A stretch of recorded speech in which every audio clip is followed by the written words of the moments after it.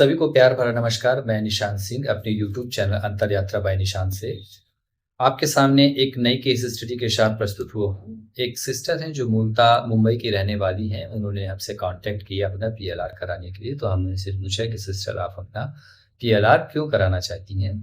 तो उन्होंने अपने कुछ कारण बताए। तो पहला कारण ये था कि उन्होंने बताया कि भाई जी मेरी लाइफ में इकोनॉमिकल ग्रोथ नहीं हो रही है, आर्थिक स्थिति हमेशा खराब बनी रहती है, बहुत ज़्यादा स्ट्रगल करती हैं। करीबन 7 साल से जॉब कर रही हो, करीबन 4 या 5 ऑफ़िस बदल चुकी हैं। तो वो ये जानना चाहती हैं कि इतना मेहनत करने के बावजूद भी ये आर्थिक स्थिति मेरी इतनी खराब क्यों है और इसको मैं कैसे ठीक कर पाऊँगी? एक क्वेश्चन तो उनका ये था। दूसरा क्वेश्चन उनका ये था कि उनके ऑफ़िस में अभी जो वर्तमान समय में जहाँ पर वो काम कर रही है, तो उनके ऑफ़िस में एक सीनियर है उनके, बॉस कह लीजिए, बॉस तो नहीं है लेकिन सीनियर है, बॉस से तो थोड़ा नीचे वाले पद में है। तो वो उनको बहुत ज़्यादा डिस्टर्ब करते हैं और जब भी उनको ऑफ़िस में ग्रोथ मिलने वाली होती है, तो कुछ ना कुछ वैसी कुछ पॉलिटिक्स सी या कुछ ऐसे उनकी कंप्लेन कर देते हैं, जिस कारण से उनको उस लेवल की ग्रोथ नहीं मिल पाती। भले ही इससे उनका खुद का नुकसान हो जाए, लेकिन उनको ग्रोथ होने में ये कुछ न कुछ अपनी टाँग अड़ाते हैं। तो ये जानना चाहती हैं कि मेरे उस सीनियर से इतने ज़्यादा क्लैशेस क्यों हैं और उससे मेरा क्या कार्मिक अकाउंट है? एक क्वेश्चन और था कि उनको बहुत ज़्यादा साधना करने की इच्छा करती है कि ये सारी जॉब आप छोड़ दो और केवल बस साधना में लिप्त हो जाओ। लेकिन चूँकि हाँ, उनका वो क्या कहते हैं, उनका तलाक भी हो चुका है और उनके साथ उनकी बेटी भी रहती है। तो चूँकि बेटी भी उन्हीं के ऊपर डिपेंड है, तो वो मतलब जॉब भी नहीं छोड़ सकती हैं क्योंकि अपना घर-परिवार भी चलाना है, बेटी के भी पालन-पोषण करना है। तो फिर भी ये चाहती हैं कि मैं कुछ न कुछ साधना पद्धति करूँ। कैसी साधना करूँ इनको कोई भी आइडिया नहीं है। तो इन सारे सवालों के साथ हमने इनका पीएलआर किया और अपने पीएलआर के दौरान इनको अपने सारे क्वेश्चंस के जवाब मिले। तो आइए दोस्तों देखते हैं कि इन्होंने अपने पीएलआर में क्या देखा। जैसे ही वो अपने पूर्व जन्म में गई, उन्होंने अपने आप को एक 8 साल की बच्ची के रूप में देखा जिसने गांव के साधारण कपड़े पहन रखे थे। उन्होंने देखा कि वो एक मंदिर में बैठी है, पूजा कर रहे हैं, कुछ लोग वहां आ जा रहे हैं, एक पंडित जी भी बैठे हैं जो पूजा करा रहे हैं। मंदिर में उन्होंने बहुत पुराना शिवलिंग, स्वयंभू प्रकृति वाला शिवलिंग देखा। जब हमने उनसे उनका नाम पूछा तो उन्होंने अपना नाम माधवी बताया। इसके बाद उन्होंने देखा कि वहीं पर एक तालाब है। वो तालाब के किनारे बैठी हुई हैं और तालाब के बगल से एक पहाड़ी है जिससे एक झरना गिर रहा है और वहां पर वो बैठ के उस झरने को देख रही हैं। और उन्होंने बताया कि मुझे यहाँ बैठकर बहुत सुकून मिल रहा है। तभी उन्होंने देखा कि पीछे से किसी ने उन्हें आवाज दी है। जब उन्होंने पीछे पलट के देखा तो उनको एक महिला दिखी जो सफेद साड़ी पहनी हुई थी। जब हमने उन महिला को पहचानने के लिए कहा तो उन्होंने उस महिला को अपने उस जन्म की माँ के रूप में पहचाना। उनकी माँ उनको घर आने के लिए बोल रही थी, लेकिन उनका मन बिल्कुल भी अपने घर जाने के लिए नहीं था। उनको यहाँ पर बहुत अच्छा और सुकून महसूस हो रहा था प्रकृति के बीच में। इसके बाद वो अपने घर पहुंची। उन्होंने अपना घर कच्चा मिट्टी का बना हुआ एक चौखट वाला, जिसके ऊपर घोड़े की नाल टंगी हुई थी। घर के अंदर जाने पर उन्होंने देखा कि बहुत सारा सामान यहाँ वहाँ पड़ा हुआ है। एक चूल्हा भी दिख रहा था और कुछ घर का सामान बिखरा हुआ उनको नजर आ रहा था। तब उनको महसूस हुआ कि उनके घर की सिचुएशन बहुत अच्छी नहीं है, एक गरीबी का माहौल है। फिर उन्होंने देखा कि अब वो थोड़ा बड़ी हो गई हैं, 19 या 20 साल की हो गई हैं। माँ की तबीयत खराब रहती है और इसके बाद माँ की डेथ हो गई है। फिर आगे उन्होंने देखा कि वो एक कपड़ा रंगने वाली फैक्ट्री में काम करती हैं जहाँ पर कपड़े की रंगाई होती है। जब हमने उस स्थान को पहचानने के लिए कहा तो उन्होंने स्थान का नाम बताया पल्लव, जो आज के समय का मुंबई है, और समय 1496। आगे वो बताती हैं कि उस जगह पर जहाँ पे वो काम करती हैं उनको कुछ लोग दिखे, जो लोग इस समय उनको अपने कुछ दोस्त के रूप में, जो कुछ पुराने ऑफिस में कार्य करते थे, उनके रूप में नजर आए। माँ के खत्म होने के बाद वो अपने आप को बड़ा अकेला महसूस करने लगी और उन्होंने बताया कि अब उनका मन पूजा पाठ में लग गया है। दिन में वह नौकरी करती हैं और रात में एक योगी की तरह ध्यान और कुछ मंत्र का जाप करती हैं। पहले उनको लगता था कि घर में जब बहुत सारा सामान होगा तभी वो खुश रहेंगी, लेकिन अब उनको किसी भी चीज़ की चिंता नहीं रहती है। अब उनके जीवन में एक संतुष्टि सी आ गई है। उनका ऑरा पवित्र, दिव्य और सफ़ेद गोल कलर की रोशनी उनके अपनों चारों तरफ उनको नजर आ रही है। वो महादेव से जुड़ी साधना कर रही हैं, मंत्र का जाप करती हैं और अब उनके अंदर अवेकनिंग सी आ गई है। इसके बाद सीन चेंज होता है और वह अगले जन्म में पहुंच जाती हैं। अब वो बताती हैं कि यह 1600 का समय है, स्थान मुंबई है, थोड़ा आधुनिक समय है। उनको एक पहाड़ी नजर आती है, सड़क नजर आती है और वहां पर साइकिल चल रही सड़क में और कुछ कार भी चल रही हैं। उन्होंने अपने आप को देखा कि बहुत बड़ी बड़ी आसपास बिल्डिंग है और उन बिल्डिंग के आसपास सड़क के किनारे ये छोटे छोटे कुछ फल जैसा बेच रही हैं। ये काफी गरीब हैं और जब ये अपने घर पहुंची तो इनको एक झुग्गी सी दिखाई दी। अब इन्होंने देखा कि इनकी आर्थिक स्थिति और खराब हो गई है। ये बहुत गरीब घर में अपना जीवन व्यतीत कर रही हैं और फिर उन्होंने उस पहाड़ी के ऊपर देखा तो इनको याद आया शायद किसी ने उनका काम बांध रखा है उस पहाड़ी के ऊपर। उस पहाड़ी के ऊपर उनको याद आ रहा था कि शायद किसी ने इनको श्राप दिया है। तो फिर हमने कहा कि ठीक है, उस पहाड़ी के ऊपर पहुंचो। तो जैसे ये उस पहाड़ी के ऊपर पहुंची तो एक तीसरा जीवन इनको दिखने लगा। अब इनको एक वृद्ध आदमी जिनकी एज 75 साल से है, एक संत के रूप में जिन्होंने नरमुंड का माला पहन रखा है, वो अपने गुरु के रूप में उनको पहचान रही थी और वो तपस्या में लीन है।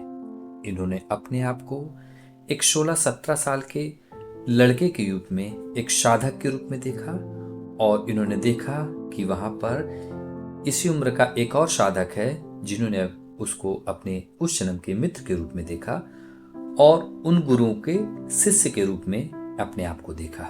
इन्होंने देखा कि इनके गुरु महाघोर की अघोर साधना करते हैं और महाकाल के ध्यान में कई महीनों तक ध्यान में बैठे रहते हैं और ये दोनों शिष्य दैनिक जाप करते हैं, दैनिक साधना करते हैं और गांव में जाकर भिक्षा मारते हैं, फल लाते हैं और खाने पीने की व्यवस्था करते हैं।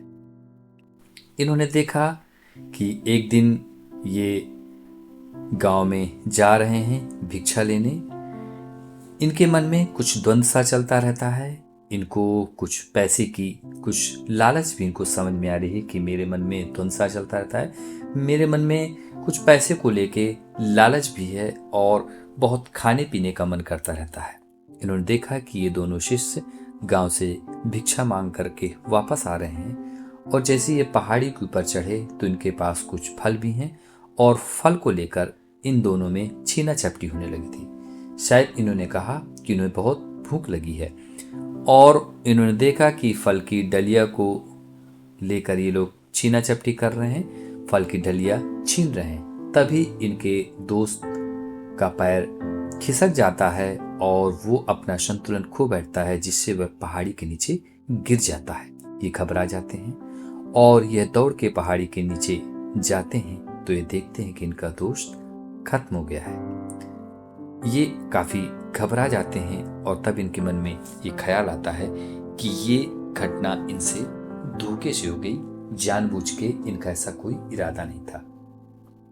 फिर ये अपने दोस्त के शव को ले जाकर के उसी तालाब में फेंक देते हैं और फिर ये बड़े निराश मन के साथ में ये ऊपर गुरुदेव के पास पहुंचते हैं। ये देखते हैं कि गुरुदेव ध्यान में लीन हैं। इनके मन में कुछ पछतावा सा भी है।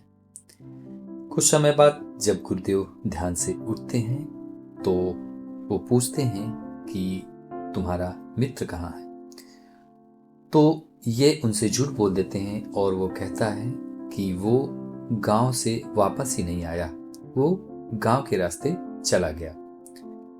फिर उनको खाने के लिए ये फल देते हैं, लेकिन जैसे ही गुरुजी उस फल को अपने हाथ में लेते हैं, उस फल में पाप की वाइब्रेशंस थी और वो समझ जाते हैं।